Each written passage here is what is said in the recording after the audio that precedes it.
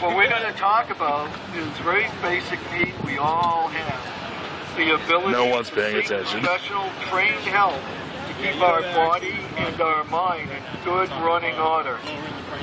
Everybody calls that healthcare.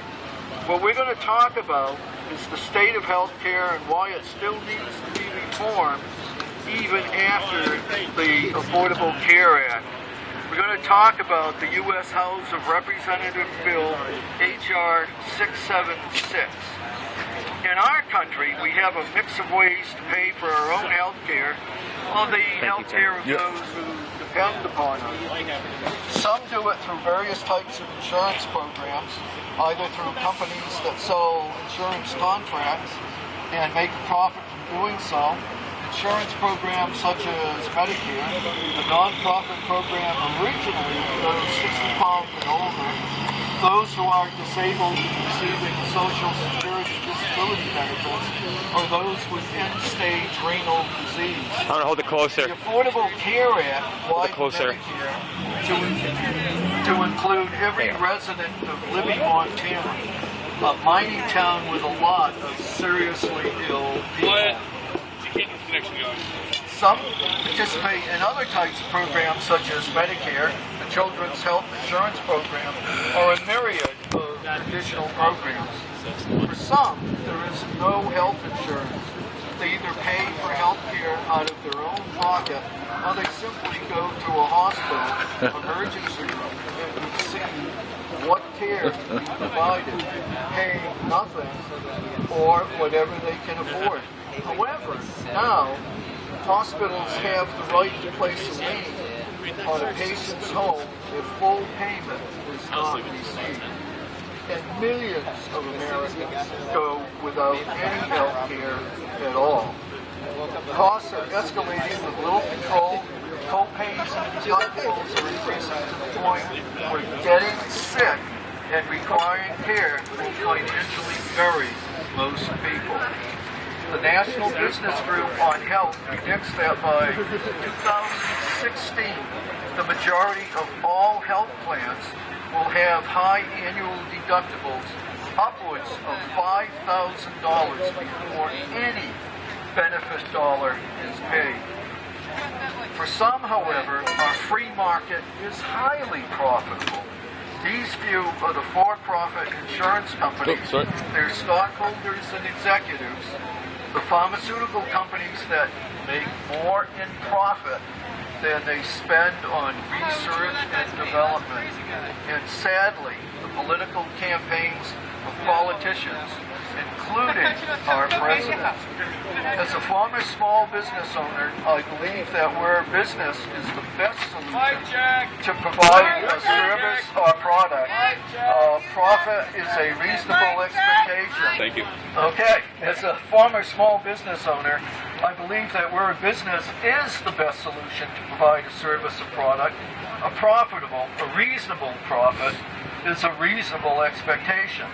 However, in healthcare, we the people, all 312,780,000 of us can, through an expanded and improved Medicare system, collect and process the payments for our own health care far less expensively than can any for-profit company.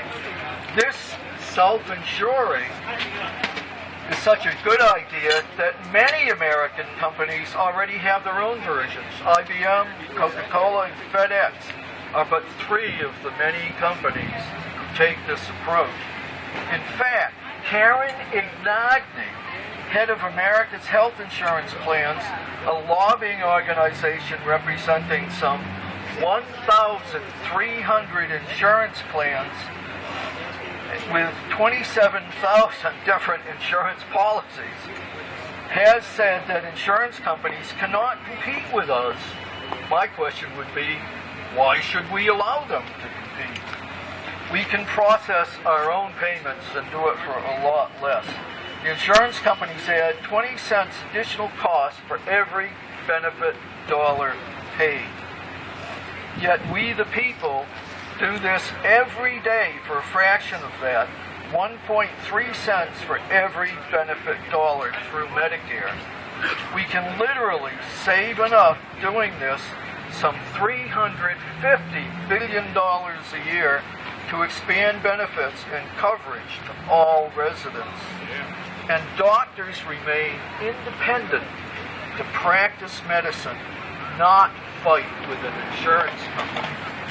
Many of you, those younger than 65, have no experience with Medicare. However, I do.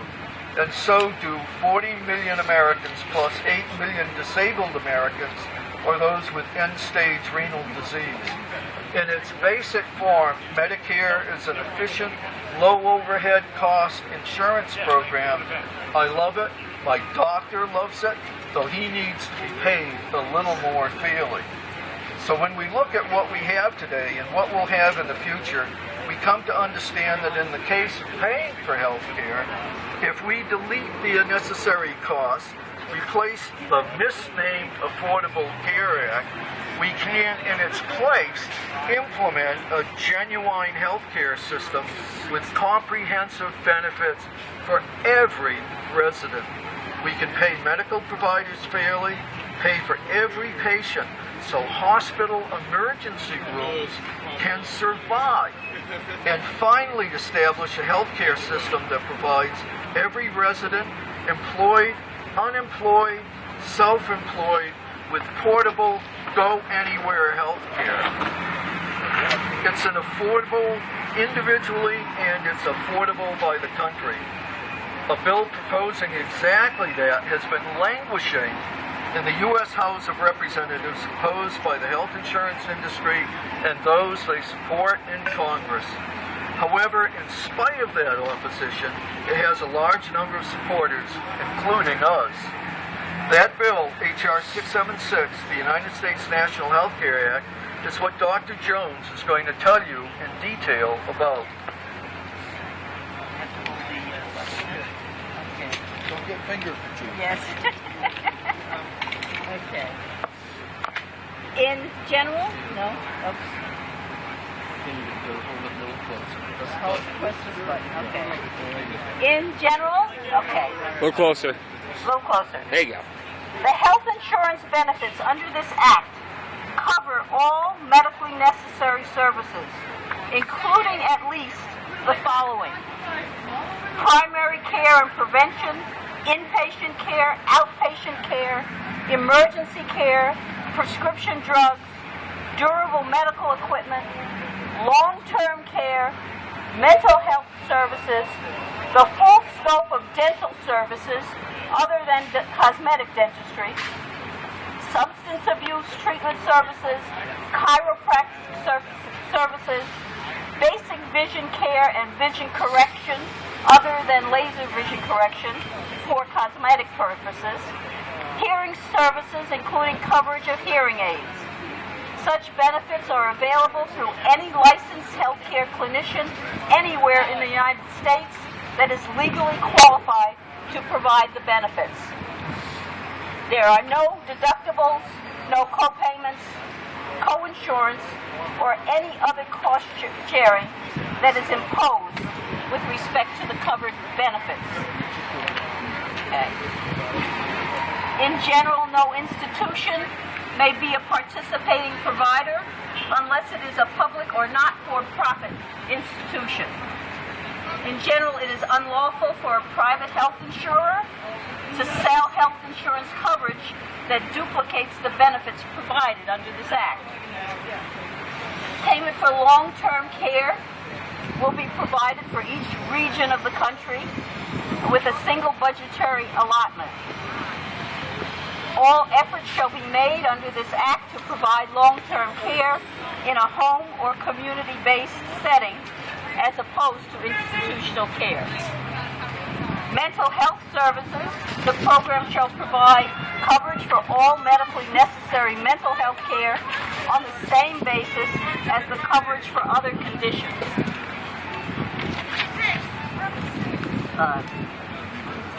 Payment for prescription medications, medical supplies, and medically necessary assistive equipment will be paid each year under this act for covered expenses. and medically necessary assistive equipment shall be negotiated annually by the program. The program shall establish a prescription drug formulary system that promotes the use of generic medications but allows the use of brand name and off-formulary medications when indicated. A little closer.